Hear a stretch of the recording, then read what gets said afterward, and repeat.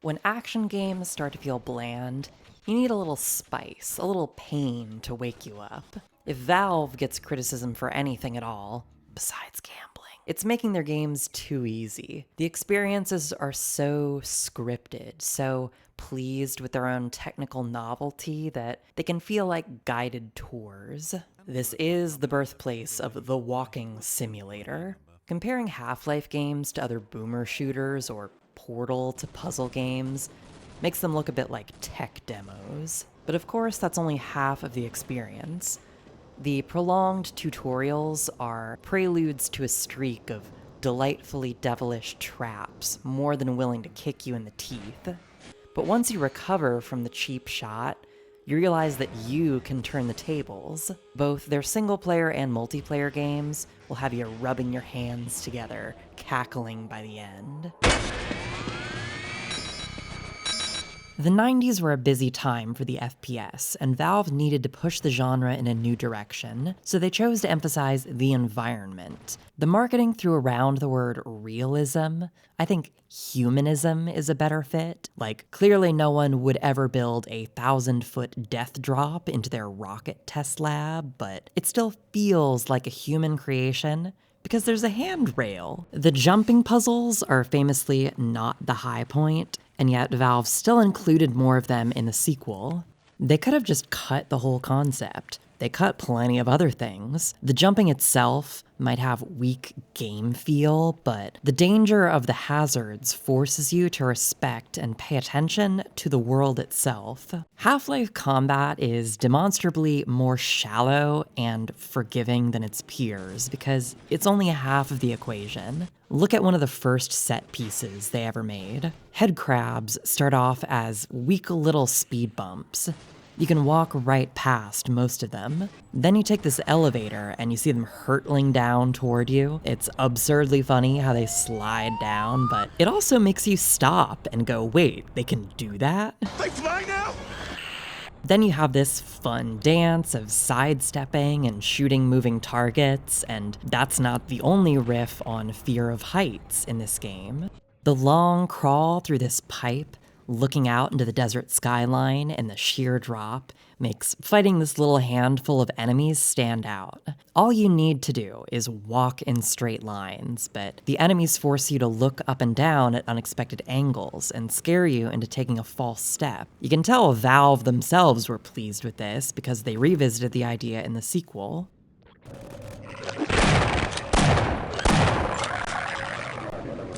If you know anything about the history of Valve, you know their entire legacy stands on the shoulders of one other game. When their two founders decided to spend their personal wealth making something cool instead of investing it in some bullshit, they were rewarded with an unbelievable gift: the source code to the Quake engine in 1996.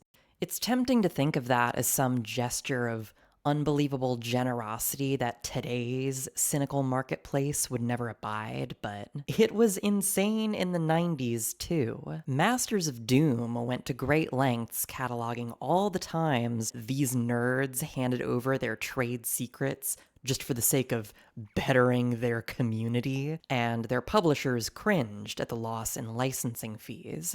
I'm including this story because Valve couldn't have innovated in their trap methodology without building on the formula that id created, and all FPS encounters begin in one place: the monster closet. Doom players invented the term in reference to this. Good jump scare, very funny. The Doom engine itself doesn't have many other ways to surprise you. Enemies pop out of thin air because that was the only way they could program them. These bits in Half-Life where they break through walls and scenery, only possible after 5 more years of 3D geometry innovation. All Doom had was the gif of a door opening. And that was enough for a short, lightning-fast action game. And a sequel. But then came the DLC. Okay, it wasn't downloadable. You had to order it through the mail. Don't ask me, I was learning how to chew food at the time. Point is, the next generation of FPS developers cut their teeth making their own levels for Doom, some of whom mailed their levels to id and got paid actual money. One of those fans was named Dario Casali, and after his first batch of levels was well received, he and his brother took an offer to make even more. These would be called the Plutonia experiment. Casali described Plutonia as a challenge for players who had already beaten everything Doom 2 had to offer. Civi11 described it as both his favorite of the original Doom series and a masterclass in being an asshole designer. You have to collect weapons to get through the monsters, but every time you get something helpful, it drops a demon on your head, like the eraser from a classroom door. This philosophy of engaging the player constantly through any means necessary would become the cornerstone of Valve. Gabe's dictate was, as you walked forward, something needs to happen like every 3 to 5 seconds. I have these insights into Casali's philosophy because he replayed the game with commentary, with a level of transparency and insight almost unheard of in this industry. And you even get to hear him clam up and complain about his own bullshit ambushes.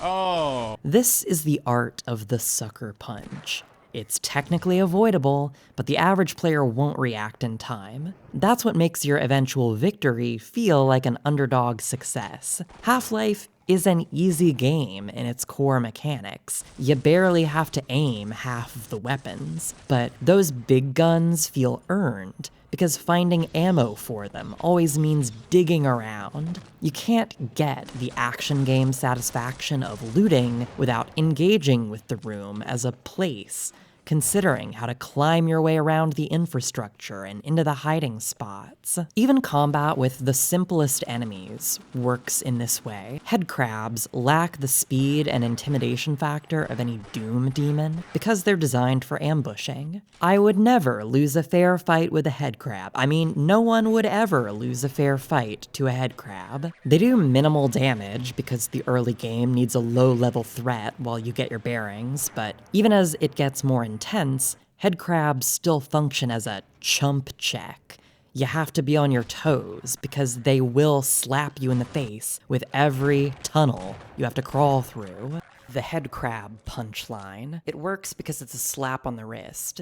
If it does kill you, it's always possible to peek around slowly to avoid the hit. The headcrab itself doesn't change, but there is an impressive range of props modeled just for the sake of surprising you.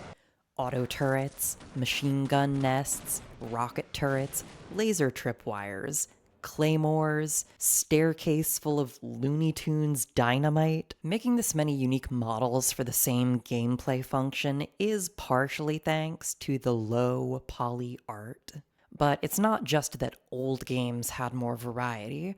Plenty of late 90s shooters had better art assets than Half-Life, and more cohesive styles. This was a conscious choice to sacrifice visual polish for the sake of consistent novelty. The assets might have aged poorly, but the scripting holds up. My favorite ambush happens in Power Up. See, the first 6 chapters condition you into thinking that elevators are neutral. They only go when you push the button. Then you take one downstairs to complete an objective, and backtrack to take it upstairs again. But oh my god, it's moving? They can do that? You get 2 seconds to process this fact before you're getting hit. The combat itself is never that complicated, but it's the scripting of the enemies to imitate unique behavior which keeps it alive. It seems like a simple trick now, but remember that Half-Life was delayed for a full year. That almost doubled its development time, and the released game still has Zen in it. Like, if you fight an enemy in an empty room, this is what they do. For all that marketing fluff about the next generation of artificial intelligence, I'm not really seeing it, because AI isn't real. This beautiful medium that we love is just a group of wind-up toys that go when the script tells them to go. And we're lucky that this team of programmers had independently wealthy founders willing to support them for all that extra time, so that they could create encounters that don't just do one thing well, but provide little scenes for you to put your own stamp on. Not everyone from this team would stay at Valve, but many did, and they took these basic action game systems as a foundation for more complex ones. The popular deathmatch shooters during the development cycle of the Source engine were relentless in their speed. They had pitfalls and other hazards, but those functioned more like obstacles that you could slam your opponents into. Team Fortress 2 would feature a slower pace, its levels full of distinct props that limited the sight lines, alternating between chaotic canyons and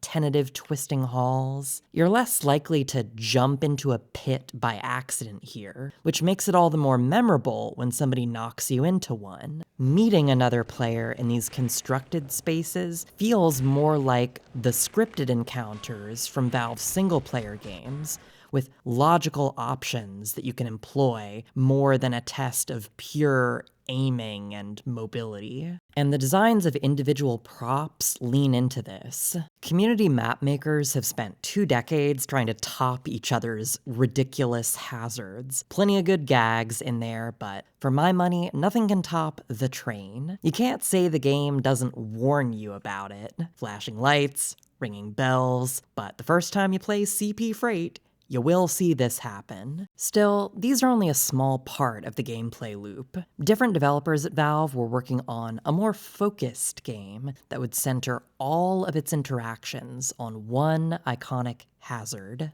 I am planting the bomb. Counter-Strike maps rarely include pitfalls. They're clean, urban environments where cover is aligned precisely with kill zones, and prop clutter is minimal. Whoever gets the enemy in their sights first usually wins encounters, but winning encounters doesn't win games. The rules are complex, but if you've never played it, think of it like a relay race. There's a finish line, one team has to race to it, and the other has to stop them. You can pass the baton to your teammates, but someone has to get it to the finish line, and then the baton explodes. Terrorists win. The instant the bomb goes off, the attacking team wins, and it doesn't matter if they all die in the explosion. But getting exploded does have a downside.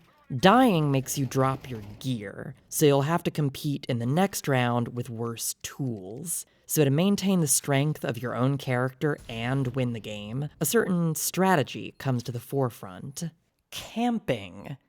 Sitting on your ass, waiting for someone to stumble blindly into you, usually derided as a boring way to play. Counter-Strike makes it work. At the base level, dying in CS means you have to sit around waiting to play for much longer than you do in the average FPS. So every player is constantly jockeying to get the angle on each other, and every action feels more significant than it would in a casual free-for-all game. Without deconstructing the level design, we can notice one obvious feature: choke points. You simply must pass through these to reach the finish line, and any one of them could be a trap. So how can you use it to your advantage instead of the other way around? Well, let's look at how the simpler game gets you thinking about bait. Half-Life replaced instant heal pickups with these things, which force you to stare at the wall for 10 seconds. I wonder why. Every damn prop and NPC is designed with sounds and functions that steal your attention from something else. The beeping turrets, radio chatter from soldiers, and unique noises of each alien are good at making you stop and check yourself before you turn a corner. And that, in turn, lets the designers up the ante. Like this moment when you finally step outside Black Mesa into the sunlight for the first time. Ah, you little sneak. I heard that. Oh, wait, there's 2 of them? What? Some have worse readability than others. No one liked the invisible snipers. But then the sequel gave them these hilarious laser beams and painstakingly instructed you how to deal with them. Gordon, take out these snipers, would you? It's a hard balance to get right. Half-Life 2 holds your hand too hard. The first one shoves it into the box of pain. And Zen is the worst about this, surprising no one. Most people think Zen is bad because the platforming feels like flinging shit through zero gravity. That doesn't help. The real issue is that half of the game's assets are removed, and the new ones are worse. The only new hazard is these barrels that spawn tanky enemies. Unlike the previous traps, you can't subvert these to your own advantage. If you hit them by accident, you get owned. You use an explosive, also get owned. You can't even hide behind them because enemy damage does the same thing. The only good play is to never interact with them. Thankfully, the devs who stuck around for the next games would get the chance to apply what they learned from Zen to more complex maps. Compare The Witch from Left 4 Dead. Much like the barrel guys, the correct play here is to walk past and not interact. The difference is in how encounters overlap. Every room in Half-Life is isolated. Enemies can't very well pursue you, so blitzing past one ambush ends it in seconds. In Left 4 Dead, enemies are more persistent, and you play with a team of other players who can get caught and separated. You might slip past the witch easily, but then run smack into the next encounter while your teammates catch up. Because the witch will aggro if anyone nearby shoots a gun, you can get sandwiched between a rock and a hard place, and that unfair moment leads to a hard-fought success, where your friend saves you from the danger. Once again, the element of surprise makes your overpowered weapons feel justified. You can throw fire on choke points, pipe bombs to lure the horde away, or grab the high ground and mow down the rest. Some of these simple tools have more complex counterparts in other games.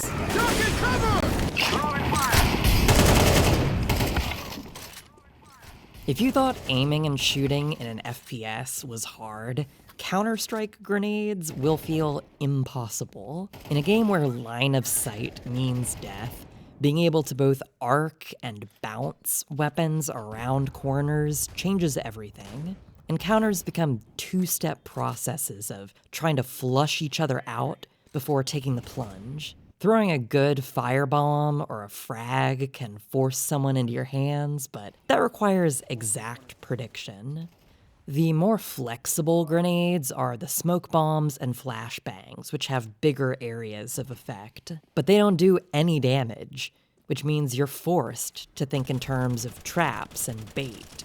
Even if you blind someone with a flash, they can still hit you if you run into them. Creative thinking is required, even from inexperienced players. And conversely, the best players can still do this. Oh, bro. This is what makes Source games worth replaying: the comedy potential. Respectable adults have been trying to explain the popularity of things like this for years now. This is the actual reason behind the Source game comedy culture. It's that the game encourages you to be creative and gives you explosive cartoonish results as a reward. After they knock you down deliberately this many times, you're incentivized to give them a taste of their own medicine. Now go, my scarabs. Oh my god, wait, what's that?